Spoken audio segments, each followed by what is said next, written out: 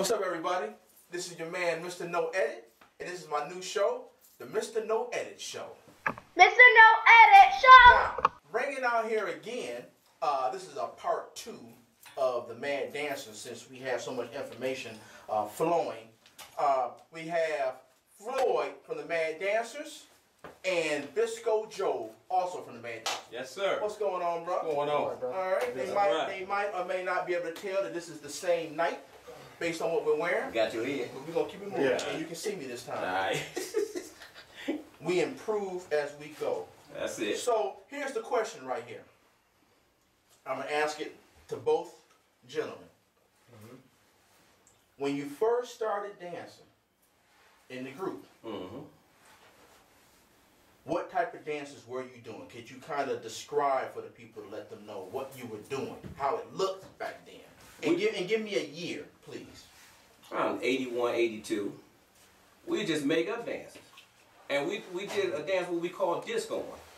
That's when you're arching your leg in the air, rubbing your head, and double stepping, and walking off and doing a rodeo jump, and walking back to the woman you dancing with. So like swag, basically. Cool stuff.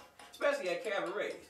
And the guy who my mentor is, OC, he always told me, when we go to these cabarets, he called dress shoes heels.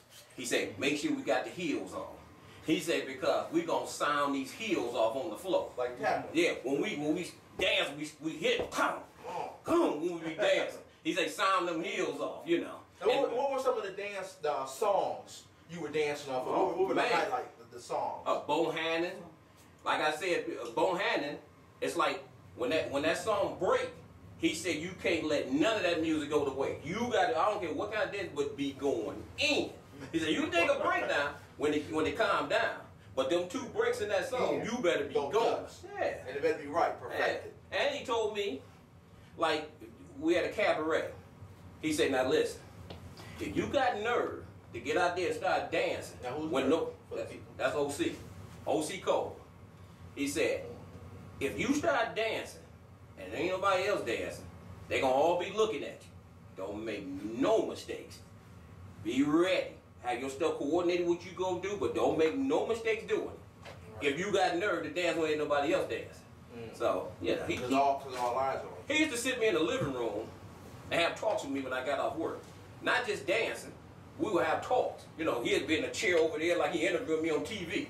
He'd been in a chair over there with his legs crossed, and the living room, dark in the living room, and I'd be over there and we'd just talk about dancing. Now, he was older?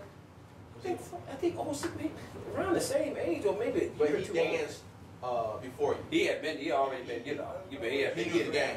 He used to go to the radio and tear it up, him and his wife.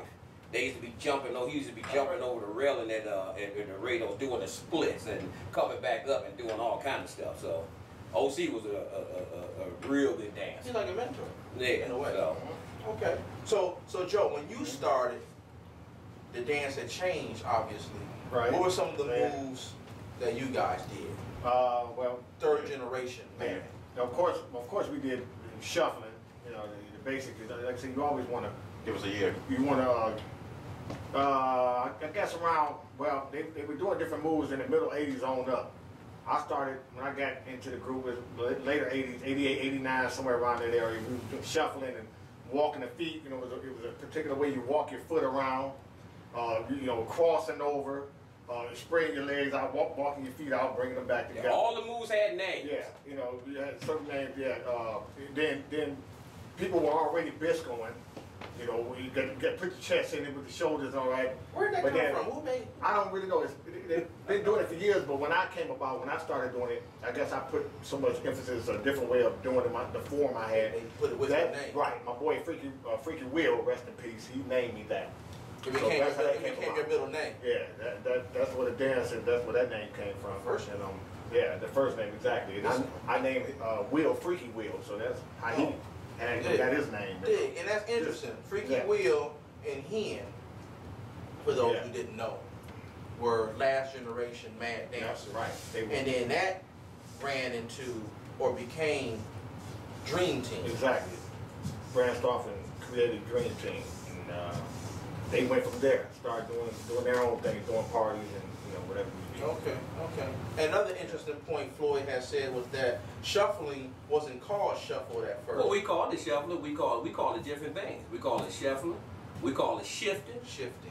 And then people see you know this. Oh, they jitterbugging. So that jitterbug name was floating around out there. Right, shout out to the We just jitterbugs. didn't know. Shout out to jitterbug. We just Shout out didn't to know the where it come jitterbugs. from. So. Yeah. But we always heard the name Jitterbug. We never did any investigating. We was too busy just having fun with this dancing thing. But what I noticed in the 90s though, the 90s it got real serious with the dance. Oh yeah. You know, that means That's what they it meant was. business in the 90s when it came down to the dance, you know. Because Mad Dancers was like mostly like entertainers. We would never really battle people. We'd be in a lot of shows, we entertain, we dance for the women and stuff like that at parties. But we never, it was only a couple of them in the third generation that did a lot of battling and stuff like that. But basically, we were just entertainers, you know. So, and who knows it was gonna go this long, and then it was gonna be a JIT community and JIT Street and all this other stuff. And you know, because from those pages, I learned quite a bit of things from the West Side, and when people talk about their different stories on there, you know, I pay attention to it because I be learning different Their things about it. history. Yeah. Everyone has their own Learning what history. they went through at those clubs and stuff that everybody was dancing at and everything. The River Rock and the GQ, what's it? UBQ. Yeah, UBQ, Or yeah, GQ, yeah. UBQ and stuff like that. Definitely. Are there any more groups you want to shout out?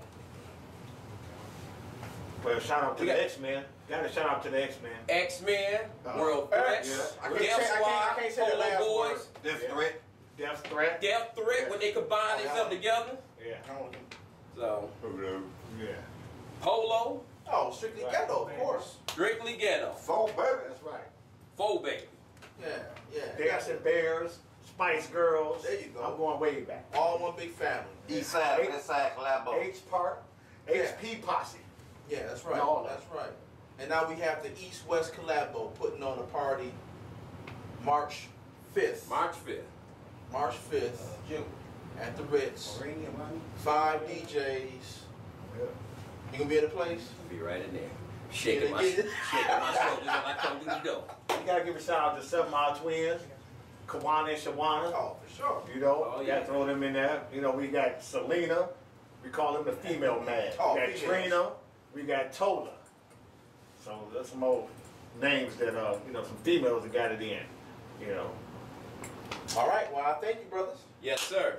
And we're gonna have Mad in here again because it's just too much history. We can't get it all in 1 or 2 takes. All right. Mad is always gonna be twined up in all this stuff, going down to this stuff just Bloodlines. in. We always gonna be in there somewhere mentioned. Dig. So- All right. Mr. No Edit signing out. You see my head this time, all right? Thumbs up.